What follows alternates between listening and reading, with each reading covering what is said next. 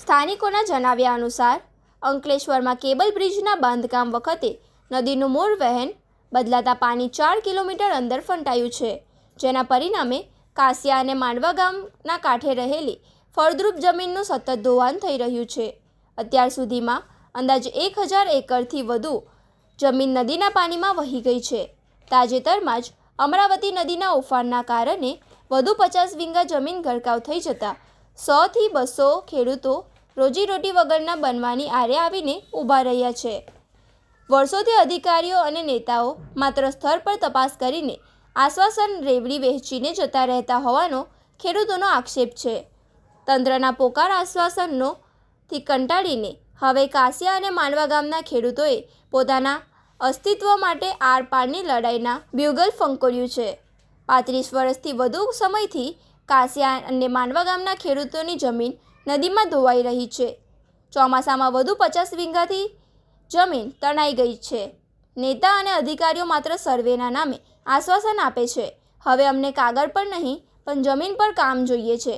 જો ચોમાસા પછી પણ તંત્ર કાયમી ઉકેલ નહીં લાવે તો અમે તમામ ખેડૂતો કલેક્ટર કચેરીનો ઘેરાવો કરી ધરણા પર બેસીશું. નર્મદા પર બ્રિજ અને નદીના અનિયમિત પ્રવાહના કારણે માંડવાથી કાંસિયા સુધી અંદાજે 200થી વધુ ખેડૂતોની જમીનનું ધોવાણ થઈ રહ્યું છે. અમે પુણેની સંસ્થા પાસે સર્વે કરાવ્યો છે અને પ્રોટેક્શન માટે ગેબિયન વોલની મંજૂરી માંગી હતી. તેની સિંચાઈ વિભાગે સૈદ્ધાંતિક મંજૂરી આપી દીધી છે. હાલમાં થયેલા જમીન ધોવાણનો એસડીએમ કચેરી દ્વારા સર્વે કરવામાં આવશે અને ટૂંક જ સમયમાં કામગીરી શરૂ કરાશે. છેલ્લા થોડા દિવસોથી ગુજરાતના અનેક વિસ્તારોમાં અતિવૃષ્ટિના કારણે ભરૂચ જિલ્લામાં આમ તો સમયસરનો વરસાદ છે, ખેતીલાયક વરસાદ છે, છતાં પણ નદી કિનારાના કેટલાક વિસ્તારોમાં અને ખાસ કરીને અંકલેશ્વર તાલુકાના કાંસિયાથી લઈને માંડવા સુધીના અલગ અલગ ગામોમાં નદીના અનિયમિત વહેણના કારણે નર્મદા નદી ઉપર એક કરતાં વધારે બ્રિજીસ બનવાના કારણે છેલ્લા ઘણા વર્ષોથી આ બધા ગામોમાં ખેડૂતોની કિંમતી જમીન, ખેતીલાયક જમીનનું ધોવાણ થયેલું છે. ખાસ કરીને કાંસિયા અને માંડવામાં બહુ મોટા પાયે મોટી સંખ્યામાં લગભગ 200થી પણ વધારે ખેડૂતોની અગત્યની ખૂબ જ જેને કહેવાય સોના જેવી જમીન એ ધોવાણમાં જઈ રહી છે. આખું ગામ એના કારણે ચિંતિત છે. ભૂતકાળમાં કલેક્ટર સાહેબથી લઈને રાજ્ય સરકાર સુધી અનેકવાર આ નદીનો પ્રવાહ જે અમરાવતી નદી ઉપરથી પહેલાં નર્મદામાં જતો હતો એ જ પ્રમાણે નિયમિત કરવા માટે એક ગેબિયન વોલની માંગણી સરકાર પાસે કરવામાં આવી છે. સરકારના સિંચાઈ વિભાગે અંકલેશ્વરના સિંચાઈ વિભાગ સાથે સંકલન કરીને અને સૈદ્ધાંતિક મંજૂરી પણ આપી છે. પૂનામાં ભારત સરકારની એક સંસ્થા છે એની પાસે મંજૂરી અર્થે એને મોકલવામાં આવી છે. ખેડૂતો આજે મોટી સંખ્યામાં ભેગા થયા છે. અમારું અંકલેશ્વરનું આખું એસડીએમ, મામલતદાર સાહેબ, સિંચાઈના અધિકારીઓ, બધા વહીવટી તંત્રના અધિકારીઓ પણ સ્થળ પર આજે રજાનો દિવસ છે છતાં પણ હાજર છે. મોટી સંખ્યામાં ખેડૂતોના ચહેરા ઉપર આપણે બધા લોકો ચિંતા જોઈ શકીએ છીએ. આપણે પ્રયત્ન કરીએ કે ઝડપથી આ પ્રોજેક્ટ મંજૂર થાય અને ગેબિયન વોલ બનવાથી નદીનો પ્રવાહ આ તરફથી જે નદી કિંમતી જમીનનું ધોવાણ થાય છે એને આપણે અટકાવીએ. વર્તમાન સમયમાં છેલ્લા 5-6 દિવસથી મોટા પાયે જે જમીનનું ધોવાણ થયું છે, ખેડૂતોને નુકસાન થયું છે, એના માટે પણ મામલતદારશ્રી અને પ્રાંત સાહેબ સાથે ચર્ચા થઈ છે. એનું સર્વેની કામગીરી હાથ ધરવામાં આવી છે. ઝડપથી ખેડૂતની વારે કેવી રીતે સરકાર પહોંચી શકે અને મદદરૂપ થઈ શકાય એ દિશામાં પણ અમારા પ્રયત્નો રહેશે. સર, વર્ષોથી આ સમસ્યા છે. ઘણી જે જમીનો છે એનું ધોવાણ થાય છે. લોકો રજૂઆતો પણ કરે છે, તે છતાં અત્યાર સુધી કોઈ નિરાકરણ નથી આવ્યું. એનું કારણ એ વાત સાચી છે, પણ નદીમાં કોઈ પણ પ્રકારનો પ્રોજેક્ટ, બ્રિજ અથવા તો આ પ્રકારના ગેબિયન વોલ અથવા તો કોઈ ડેમ બનાવવાની પ્રક્રિયા હોય તો આ સિંચાઈ વિભાગથી શરૂ કરીને રાજ્ય સરકારનો વિભાગ અને પૂનાની આ એક સંસ્થા છે એની છેલ્લે આ મંજૂરી મેળવવાની હોય છે. એમાં થોડો ઘણો વિલંબ એટલે થયેલો છે કે અગાઉ જે ડિઝાઇન બની હતી એમાં પ્રાઇવેટ ખેડૂતોની જમીન ઉપર એ દિવાલ આવતી હતી. એના કારણે ખેડૂતોને પણ પાછું વળતર ચૂકવવાનું આવે.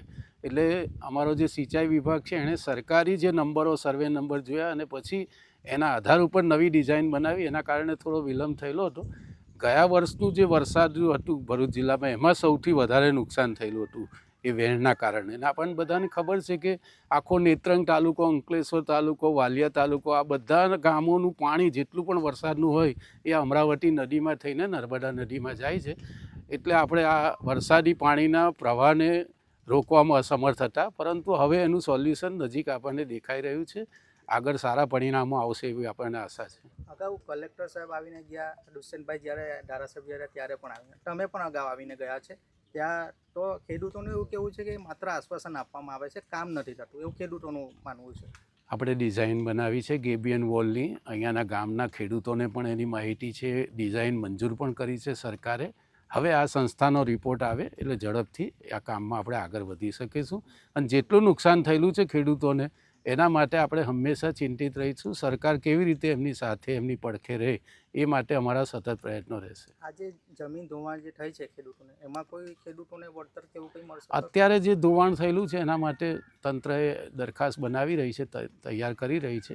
એમાં અમે વધુમાં વધુ ખેડૂતોને મદદરૂપ થવાના પ્રયાસો છે, સરકાર સુધી મોકલવાના છે. 1-2-3 દિવસમાં જ આ રિપોર્ટ મોકલવાના છે. આખા રાજ્યમાં અનેક જગ્યાએ અત્યારે નુકસાન અને એનું સર્વેના બધું ચાલે છે. એમાં આપણું પણ અહીંયાથી બધી વિગતો જશે. સરકારમાંથી કેવી રીતે મદદ મળે એની થોડી સમય આવે, રાહ જોઈએ આપણે. મને વિશ્વાસ છે કે આપણને બધાને મદદ મળશે. કેટલા સમયમાં હવે આ કામ છે એ થશે? અહીંયા આપણે તૈયાર કરવાની દરખાસ્ત આપણી જવાબદારી છે. અમે 2-3 દિવસમાં જ પૂરી કરીશું. આમ તો 3 દિવસ પહેલાંથી અહીંયાના ખેડૂતોને આ ધોવાણ થઈને જાણ કરી, ત્યારથી જ અમારી તંત્ર સાથે વાત ચાલુ છે. એમણે લગભગ બધી તૈયારી, કેટલા સર્વે નંબરમાં, કેટલા એકરમાં નુકસાન થયેલું છે, આ બધાની પ્રાથમિક માહિતી મેળવી છે. ઝડપથી 1-2 દિવસમાં દરખાસ્ત કરીને અમે રાજ્ય સરકારને મોકલીશું. મારું નામ અંકુરભાઈ વસાવા છે. હું ભરૂચ જિલ્લાના કાસિયા ગામનો રહેવાસી છું. હવે ભરૂચ જિલ્લાના કાસિયા ગામનો મોટામાં મોટો પ્રશ્ન હોય તો એક જમીન ધોવાણનો પ્રશ્ન છે. અંદાજિત 30 થી 35 વર્ષથી ખેડૂતોની જમીનનું ધોવાણ થાય છે, પણ આજ સુધી કોઈ કામ થયું નથી. પૂર્વ ધારાસભ્ય દુષ્યંતભાઈ પટેલ પણ આવીને જોયા છે. કલેક્ટર સાહેબ ગૌરાંગ મકવાણા સાહેબ પણ આવ્યા છે. તુષાર સુમેરા સાહેબશ્રી પણ આવ્યા છે. અને ધારાસભ્ય હાલના રમેશભાઈ મિસ્ત્રી પણ અમને આવીને જાય છે. આ જગ્યા પર આશ્વાસન આપે છે તમારું કામ થઈ જશે, પણ આજ સુધી હજુ કંઈ કામ થયું નથી. હવે વારંવાર આવું જમીનનું ધોવાણ થાય છે તો અમારે કરવું શું? અમારું સંપૂર્ણ જીવન એકમાત્ર ખેતી છે. અમારી પાસે કોઈ ધંધો રોજગાર છે નથી. અમારે કરવું તો શું કરો? હવે જીવન ટૂંકાવી લેવું એવો દિવસો અમારા પાસે આવી ગયેલા છે. અમને હાલમાં પણ ધારાસભ્ય રમેશભાઈ મિસ્ત્રી આવીને ગયા છે, આશ્વાસન આપ્યું છે કે તમારું કામ થઈ જશે. હવે અમે એ જ કહેવા માંગીએ છીએ કે વહેલી તકે આ ખાતમુહૂર્ત કરવાનું ને કામ ચાલુ કરો ચોમાસા પછી. એ જ અમે આશાને અપેક્ષા લઈને બેઠા છે.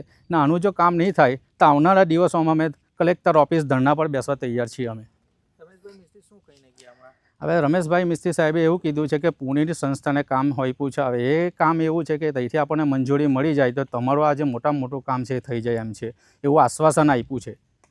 આટલા જમીનો જે છે, કેટલા ખેડૂતોની જમીન ગયેલી છે ને આ સિઝનમાં કેટલી જમીન જે છે તે વેરમાં ગઈ છે ને આગલા વર્ષોમાં કેટલી જમીન ગઈ છે? અગાઉના વર્ષની જો વાત કરવામાં અમે 30-35 વર્ષ પહેલાં જે જમીન ધોવાણ 1000 એકર જમીનનું ધોવાણ થઈ ગયું છે. અમને હાલમાં જે વરસાદ પડ્યો ઉપરવાસમાં તો અંદાજિત 50 વીઘા જમીનનું ધોવાણ થઈ ગયું છે. એવા કાંસિયા અને માડવાના 2 ખેડૂતોની ભેગા થઈને જમીનનું ધોવાણ થઈ ગયું છે. અંદાજિત કેટલા ખેડૂતો હશે? અંદાજિત 100-200 ખેડૂતો છે આમાં. તમારી શું માંગ છે હવે? અમારી તો એક જ સરકારને માંગ છે કે વહેલી તકે આનું ખાતમુહૂર્ત કરો અને આનું કામ ચાલુ કરો. જો ના થાય તો અમે કલેક્ટર ઓફિસની બહાર ધરણા પર બેસવા તૈયાર છે. હવે આટલા વર્ષોથી તમે રજૂઆતો કરો છો, તે છતાં કોઈ નિરાકરણ નથી આવતા. બધા અધિકારીઓ આવે છે, ધારાસભ્યો આવે છે, આશ્વાસન આપીને જતા રહે છે. હવે તમારી જમીન આનાથી વધુ ધોવાશે તો પછી તમે શું કરશો આ વખતે?